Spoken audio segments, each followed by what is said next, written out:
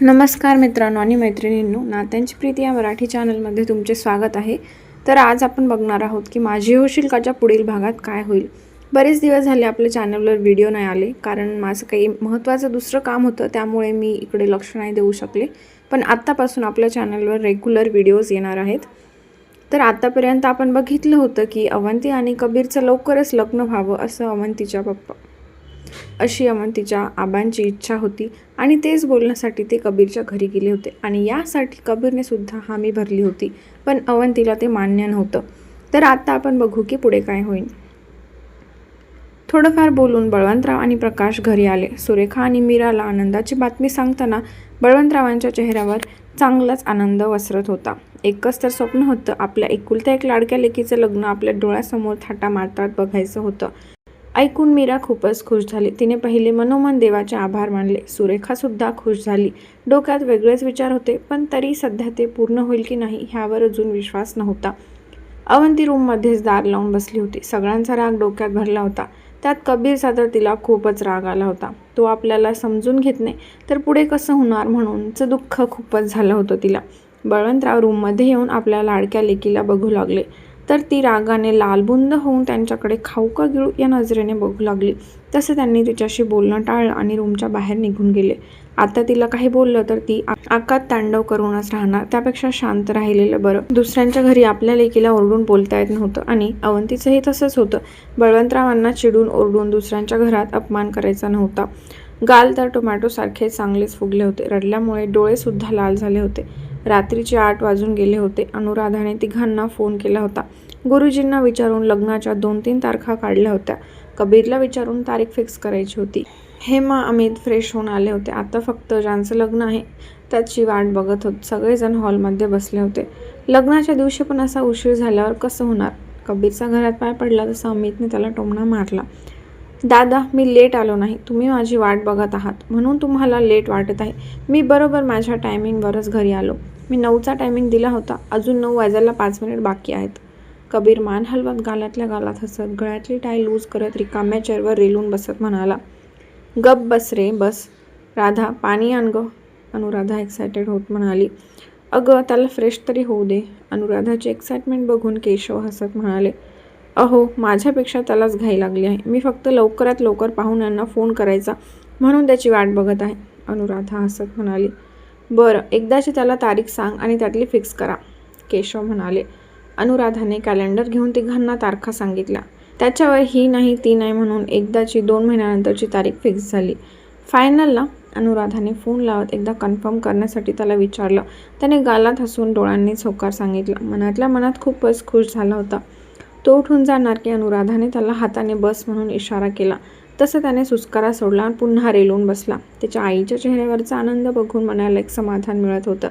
एका आईला अजून काय हवे असते. आपल्या मुलांचं आयुष्य मार्गी लागो, तेच अनुराधाच्या डोळ्यात दिसून येत होतं. अनुराधाने सुरेखाला फोन लावला होता. सगळ्यांचं नुकतंच जेवण उरकलं होतं. मीराचं उद्या जायचं म्हणून बॅग आवरायचं चालू होतं. सोबत अवंतीला ज्ञानाचे धडे शिकवायचं चालू होतं. त्यात अवंतीला काही इंटरेस्ट नव्हता. रागारागाने तीही तिचं सगळं सामान पॅक करत होती. मीरा अनुराधासोबत बोलत लग्नाची तारीख सांगू लागली. तसं सुरेखाने खुश होत तिच्यासमोर बसलेल्या भावाला आणि नवऱ्याला सांगितलं. बळवंतराव आणि प्रकाश एकमेकांकडे बघून खुश झाले. बळवंतरावांच्या डोळ्यात आनंदाश्रू आले. लग्नाची तारीख कळल्यानंतर बळवंतरावांची आपोआप नजर रूमकडे गेली.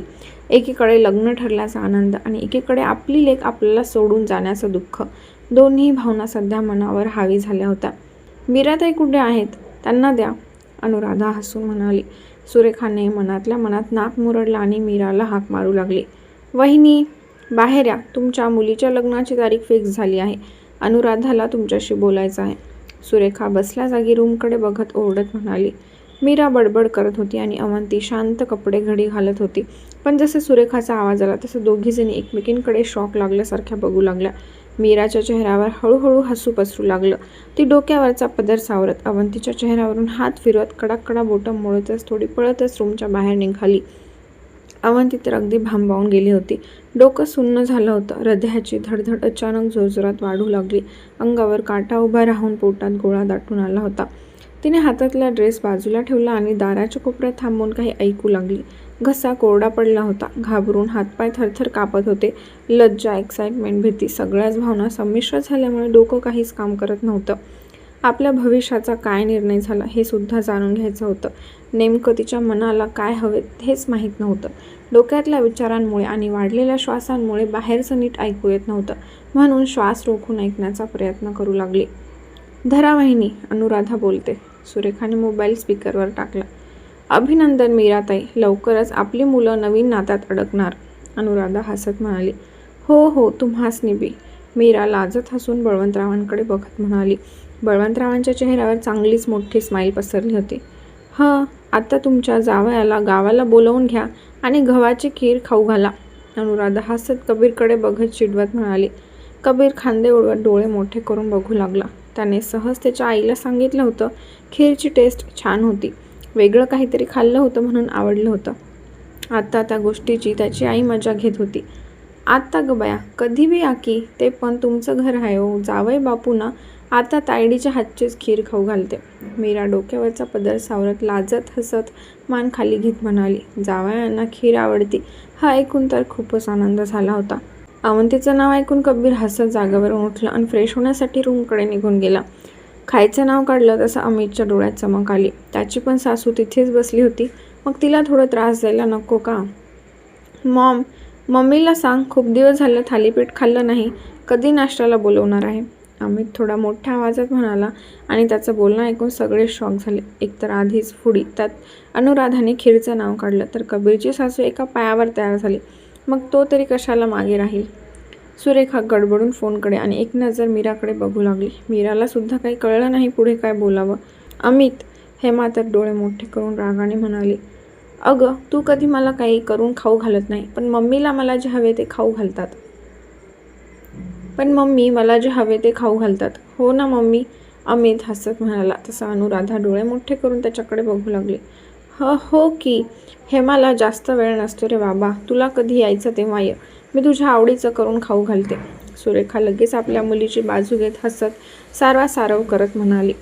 वहिनी आणि भावापुढे आपल्या मुलीची इज्जत कमी होऊ नये म्हणून आटापिटा. कधी कशाला, उद्याच येतो. तसेही मी उद्या सकाळी फ्रीच आहे. आता तर माझ्या भावाचं लग्न ठरलं, मग पार्टी तर हवी ना. मामा मम्मी, गावाला तुमचा एकुलता एक जावई येईल, मला कधी भेटावी आता खीर, अमित अनुराधाच्या हातातून मोबाईल घेत नाटकी हसत म्हणाला. आणि त्याचं बोलणं ऐकून तर सगळेच गारद झाले. जावई बापू असं म्हणू नका हो, तुम्ही दोघं आमच्या घरचे जावई आहे, दोघांना सारखाच मानपान आहे. उद्याला इकडे या, धपाटेसोबत मी खीर करून खाऊ घालते, या तुम्ही सगळेच या. मीरा भोळ्या मनाने आनंदाच्या भरात बोलून मोकळी झाली. आणि इकडे सुरेखाचे डोळे ताट झाले. घर कोणाचं आणि कोण कोणाला बोलवत आहे? मामी, मी फक्त चेष्टा मस्करी केली, बोलता तेच खूप झाले, अमित हसत म्हणाला. मीरा हसत लाजून बोलणारच की. वहिनी, फोन द्या इकडं, मी बोलते, सुरेखा फोन घट्ट पकडत ओठ ताणून हसत म्हणाली. तसं मीराच्या लक्षात आलं हे घर आपलं नाही. तिच्या चेहऱ्यावरचे हसू कमी होत तिने गोंधळलेल्या नजरेने बळवंतरावांकडे बघितलं. बिचारी लगेच घाबरून गेली. आयुष्यभर तेच केलं होतं, प्रेमाने लोकांना खाऊ घालायचं, मग ती सवय जाणार थोडी होती. सुरेखा, उद्या पाहुण्यांना घरी नाश्त्याला बोलव, आम्ही दुपारी गावाला निघू, बळवंतराव हलके हसत म्हणाले. हो आबा, तेच बोलणार होते, पण त्याआधीच वहिनी बोलली, सुरेखा बोलत फोन कानाला लावत म्हणाली. अगं सुरेखा, त्याचा स्वभाव तुला माहीत आहे ना, फक्त चेष्टा मस्करी चालू असते, अनुराधा हसत अमितला चापटे मारत म्हणाली. हेमाने त्याच्यावर कटाक्ष टाकला आणि तिथून निघून गेली. अमित सुद्धा जीभ चावत तिच्या मागे निघाला. अगं अनुराधा, मी सगळ्यांना उद्या नाश्त्याला बोलवणारच होते ना. आबा वहिनी दुपारनंतर जाणार होते आणि आता तर लग्न ठरलं आहे, मग गावाला जाण्यापेक्षा इथेच येऊन पुढचं ठरवू. सगळे उद्या घरी ब्रेकफास्टसाठी या, तेवढेच गप्पा गोष्टीसुद्धा होतील.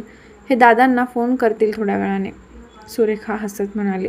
बरं ठेवते, अनुराधा म्हणाली. थोडंफार बोलून सुरेखाने फोन बंद केला.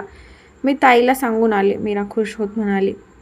वहिनी, आता कशाला सांगता, उगाच चिडेल, एकतर दुपारपासून एवढं मोठं तोंड करूनच फिरत आहे, उद्या सकाळी सांगा.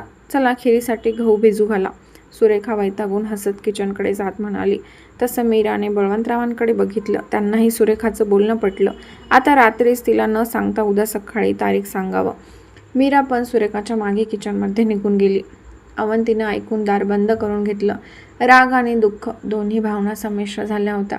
अवंती पूर्णपणे गोंधळून गेली होती. डोकं अगदी थंडगार पडलं होतं. काहीच कळत नव्हतं. हाताची नखे तोंडात घालून कुरतडत इकडून तिकडून फिरायचं चालू होतं. 2 ते 3 दिवसात तिच्या आयुष्याचा कायापालट होऊन जाईल हा तिने विचार केला नव्हता. घाबरून पोटात गोळा येत होता. तिची नजर मोबाईलवर गेली. तिने पटकन मोबाईल स्विच ऑन करून कबीरला फोन लावला. कबीर फ्रेश होऊन डोकं पुसत बाहेर आला. आज मन खूपच आनंदी होतं. त्याच्या मनगटावर असलेला वॉच व्हायब्रेट होऊ लागला. तसं त्याने मनगट खाली घेत पाहिले तर स्वीट हार्ट नाव झळकत होतं. त्याने लगेचच मान फिरवून साईड टेबलवर असलेला त्याच्या मोबाईलकडे जात हातातल्या वॉचवर स्लाईड करत फोन कानाला लावला. बोला. राग कमी झाला की नाही? तो गालात हसत टॉवेल चेअरवर ठेवत बाहेर गॅलरीमध्ये जात म्हणाला. तिने कानावरचा मोबाईल अजून घट्ट पकडला आणि दुसऱ्या मिनिटाला मुसमुसण्याचा आवाज येऊ लागला. डोळे तुडुंब भरले होते. तसा तो दीर्घ श्वास घेत डोळे बंद करत दोन्ही बोटे कपाळावर घासू लागला. स्वीट हार्ट, आपण शांतपणे ह्या विषयावर बोलू. रडल्याने काय होणार आहे का? तो शांतपणे तिला समजवण्याच्या सुरात म्हणाला. आता डोळ्यातून पाणी बाहेर येऊ लागलं. उलट्या हाताने डोळे पुसत होती. घाबरून बळवंतराव आणि मीराने तिला तारीखसुद्धा सांगितली नव्हती. ऐकणार नाही का? ओके, 1 तासात मी घरी येत आहे. तयार राहा, आपण बाहेर जात आहोत. फोनवर बोलून मला काही कळणार नाही. समोर सांग. तो दातावर दात घासत दाबत कोरड्या आवाजात म्हणाला आणि पुढच्या क्षणी फोन कट झाला. ती त्याचं ऐकून शॉक झाली. 1-2 मिनिट नंतर ती भानावर आली आणि गोंधळून मोबाईलला बघू लागली. तिने पटकन त्याला कॉल लावला. ओ ऐका ना, तुम्ही येऊ नका. ती डोळे पुसत अडकळत म्हणाली. आतापर्यंत दुःख होत होतं, आता तू येणार म्हणून घाबरून गेली होती. वाय? 2 महिन्यानंतर लग्न आहे, सगळं फिक्स झालं आहे आणि तू खुश नाही, रडत आहे. ह्याचा अर्थ मी काय समजायचा? एकतर स्पष्ट बोलत नाही म्हणून असे प्रॉब्लेम क्रिएट होतात. मला पण कळू दे नेमकं तुझ्या मनात काय आहे. ह्या 1 वर्षात तू कुठला तीर मारणार ते सुद्धा कळू दे. का तुला लग्नच करायचं नाही माझ्यासोबत ते सुद्धा स्पष्ट होऊन जाईल. तो रागात टी-शर्ट घालत म्हणाला. तिने वेळ मागितला, पण कशासाठी मागते काहीच तिने एक्सप्लेन केलं नव्हतं. त्याने विचारलं सुद्धा नव्हतं नेमकं तिला वेळ कशासाठी पाहिजे. पण आता तारीख ठरली आहे, नंतर रडायचं का? नेमकं तिच्या मनात काय आहे हे त्याला जाणून घ्यायचंच होतं. राग आणि इन्सिक्युरिटी वाढली होती. एकतर दिवसभर त्याच्या मागे 1760 कामं असतात आणि हिचं वेगळंच काहीतरी चालू आहे. त्याचं एकच तत्त्व होतं, आर या पार. जास्त त्या गोष्टीला धरून चिघळत बसू वाटत नव्हतं. ती खुश असेल तर हे दिवस दोघे एन्जॉय करू शकतात म्हणून तिच्याशी बोलूनच सगळं क्लिअर करायचं होतं. अहो ऐका ना, मी येणार नाही. ती चिडून वैतागून बोलत होती की त्याने फोन कट करून रूमच्या बाहेर पडला. खाली आला तर अमित एकटाच जेवण करत होता. तोही जाऊन त्याच्या समोरच्या चेअरवर बसला. राधा दोघांना वाढू लागली.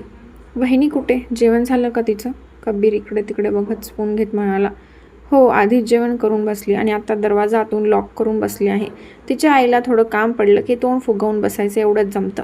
अमित तोंडात स्पून कोंबत चिडून म्हणाला. त्याचं बोलणं कबीरच्या डोक्यावरून गेलं होतं म्हणून तो प्रश्नार्थी नजरेने भुवया उंचावत त्याच्याकडे बघू लागला.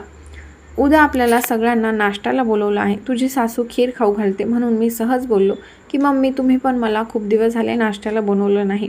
मग लगेच तुझ्या सासूने आपल्याला सगळ्यांना उद्या नाश्त्याला बोलवलं आणि माझ्या सासूची एकुलती एक लेक माझ्यासोबत भांडली. मी मुद्दामून त्रास देतो म्हणे, फक्त नाश्त्याला बोलते की तिला त्रास झाला. एवढा दिवसभर नवरा दमून येतो, जेवण केलं आहे की नाही न विचारता दार लावून बसली. अमित जेवता जेवता बडबड करत म्हणाला. आपल्याला म्हणजे आपण सगळेच का? कबीर त्याचं दुःख इग्नोर करत डोळ्यात चमक आणत म्हणाला.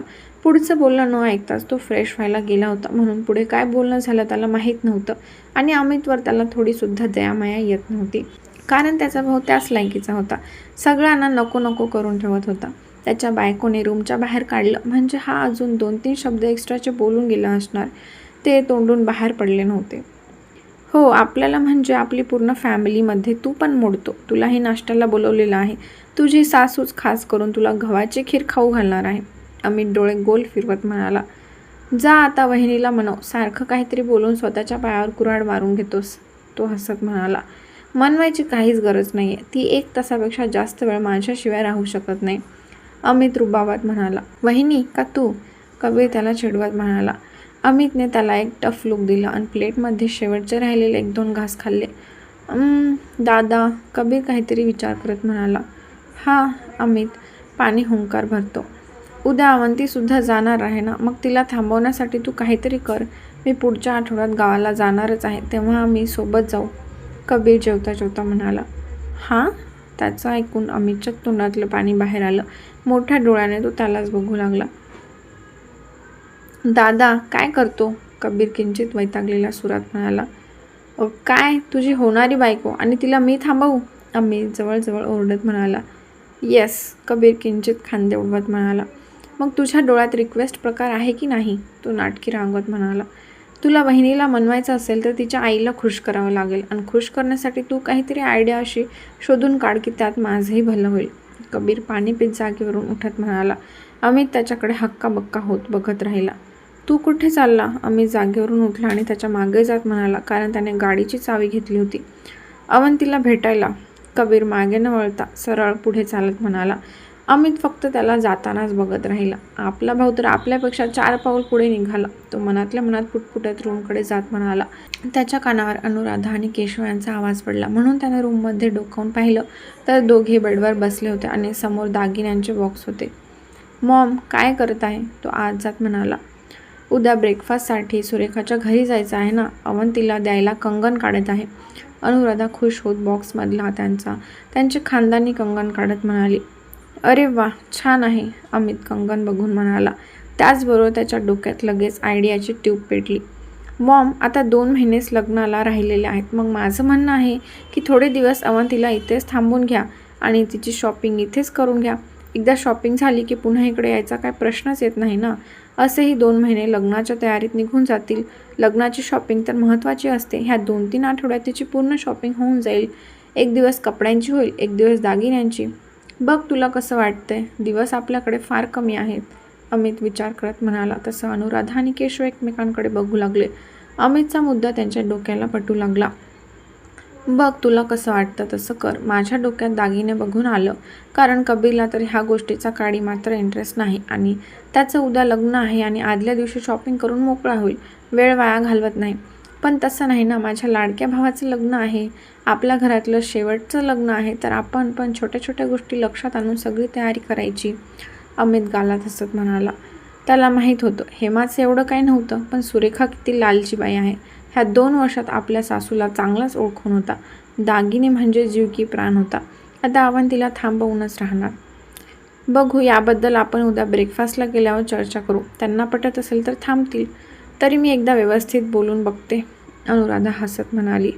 Okay, good night. अमित रूमच्या बाहेर जात म्हणाला. काम केलं होतं म्हणून बेफिकीरपणे आपल्या रूमकडे वळाला. तायडी झोपून टाक आता. उद्या लवकर उठून खीर शिजवू घाल. जावयांना तुझ्या हातची खीर खाऊ घाल. त्यांना काय आवडतं काय नाही त्यांच्या मर्जीनुसार राहा. जरा डोक्यावर बर्फ घेऊन संसार करायला शिक. तुझे आबा तर तुझ्या रागामुळे बोलायला सुद्धा आले नाही. असं कुठं असतं व्हय? मीरा बेडवर बसत म्हणाली. अवंती इकडून तिकडून फिरत होती. मीराचे शब्द तिच्या कानात शिरत नव्हते, त्यामुळे ती तिच्याच धुंदीत होती. लाईट बंद झाली तशी ती तिच्या धुंदीतून बाहेर तिच्या आईकडे बघू लागली. मीराने मोठी लाईट बंद करून डिम लाईट चालू करून आडवी झाली. आई, आबा कुठे आहेत? अवंतीला आठवलं तसं ती मीराजवळ येऊन बसत म्हणाली. तुझा भा कवाचा झोपून गेला? मीरा डोळे बंद करत म्हणाली. हां का? अवंतीच्या मनाला थोडीशी शांती मिळाली होती. मीरा म्हणाली. आई, अवंती मीराच्या दंडाला पकडत म्हणाली. अगं बोल की, झोपू दे, उद्या लवकर उठायचं आहे. मीरा वैतागून म्हणाली. गावाकडे लवकर झोपायची सवय होती. इथे आल्यापासून तिचा टाईम टेबलच बिघडला होता. आता खूप झोप आली होती. आई, हे ते म्हणजे ती आवंडा गिळत बोलतच होती की तिच्या हातात असलेला मोबाईल वाजला. तशी ती दचकून मोबाईलकडे बघू लागली. मीरा पण डोळे उघडून तिच्याकडे बघू लागली. एक नजर फोनकडे तर एक नजर मीराकडे बघू लागली. नेमकं तिला आता काय करावं काहीच कळत नव्हतं. फोन केला म्हणजे तो घराबाहेर येऊन उभा राहिलेला आहे हे तिला कन्फर्म झालं होतं. पण आता इथून जायचं कसं हा प्रश्न पडला होता. एवढ्या रात्री कोणाचा फोन आहे? मीरा ओरडत फोनकडे बघत म्हणाली. ह्यांचा. वाजून फोन कट झाला आणि दुसऱ्याच मिनिटाला त्याचा मेसेज आला. 10 मिनिटमध्ये बाहेर आहे. पुढच्या मिनिटाला मी स्वतः आत येईल. अवंतीने कपाळावरून हात मारून घेतला. धमकीशिवाय दुसरं काहीच येत नाही, ती मनातल्या मनात बडबडली. त्याच्या स्वभावाला अगदी वैतागून गेली होती. 1 नंबरचा हट्टी होता. त्याला जे करायचं ते करूनच राहतो हे आतापर्यंत कळलं होतं. चेहऱ्यावर तिचे रडके भाव आले होते. नेमकं आता काय करावं काहीच कळत नव्हतं. म्हणजे मीरा उठून बसत म्हणाली. तिला कोणाचा फोन आला हे कळलंच नाही. तुझ्या जावयाचा. मला नको नको करून ठेवला आहे. आता बाहेर येऊन थांबलेले आहेत. मला बाहेर ये म्हणतात. अवंती चिडून दोन्ही हात डोळ्यावर ठेवत म्हणाली. काय? मीरा खुश होत म्हणाली. तसं अवंतीने डोळ्यावरचा हात काढून तिच्या आईचा हसरा चेहरा बघून प्रश्नार्थी नजरेने ब्लँक होऊन बघू लागली. अगं तायडे, तुला काही लाज आहे का नाही? जावई घराच्या बाहेर उभा आहे आणि तू मला अशी सांगत आहे. थांब, मी त्यांना आत्ता बोलावून आणते. मीरा घाईगडबडी तिच्या अंगावरची चादर काढत म्हणाली. तसं अवंती गोंधळलेल्या नजरेने तिच्या आईकडे बघू लागली. ए आई, थांब, कुठे चालली? ते तुम्हाला सगळ्यांना भेटायला आलेले नाही. त्यांना फक्त माझ्याशी बोलायचं आहे. त्यांना माझ्या तोंडून होकार ऐकायचा आहे की मी लग्नाला तयार आहे की नाही. तुम्ही आता तारीख काढली आहे ना, जे तुम्ही अजून मला सांगितली नाही. ती लग्नाची तारीख सांगायला आलेत आणि हो का नाही ते जाणून घ्यायला आले आहेत. म्हणून मला घराच्या बाहेर बोलवत आहेत. अवंती लगेच तिच्या आईचा हात पकडून सांगू लागली. मीरा डोळे मोठे करून हसऱ्या नजरेने तिच्याकडे बघू लागली आणि अवंती वैतागलेल्या नजरेने तिच्याकडे बघू लागली. अगं मग बसली काय? जा, सांगून ये तू लग्नाला तयार आहे. उठ उठ लवकर. मीरा तिचा हात पकडत बेडवरून उभी करत म्हणाली. आणि आबा, त्यांना काय सांगणार? मी बाहेर गेलेले त्यांना कळलं तर? त्या म्हाताऱ्याला आता काय कळते? आता एकदा घोरत पडला की पहाटेच जाग येते. त्यांना काय बी कळत नसते. मी आहे बघून घेते. अगं, एवढं भारी जावई भेटला आहे. तुझी मर्जी विचारत आहे. अजून मला काय पाहिजे? जा लवकर. मीरा प्रेमाने हात फिरवत खुश होत म्हणाली. तसं आत्तापर्यंत अवंतीच्या मनावर जे दडपण आलं होतं ते झरकन उतरलं होतं. भरल्या डोळ्यांनी आपल्या आईला बघत होती. तिची आई कधी कठोर तर कधीच मळा राहत होती. तिला फक्त अवंतीला खुश बघायचं होतं. आणि आता जावई तिची मर्जी विचारायला तर दारापर्यंत आलेला आहे तर तिला अजूनच त्याच्याबद्दल प्राऊड फिलिंग आली होती. तर आजचा भाग खूपच मस्त होता. अवंतीची आई तर एकदम बेस्ट आहे. तुम्हाला हा भाग कसा वाटला नक्की कमेंट करून सांगा. व्हिडिओला लाईक करायला विसरू नका. भेटूया लवकरच पुढील भागात.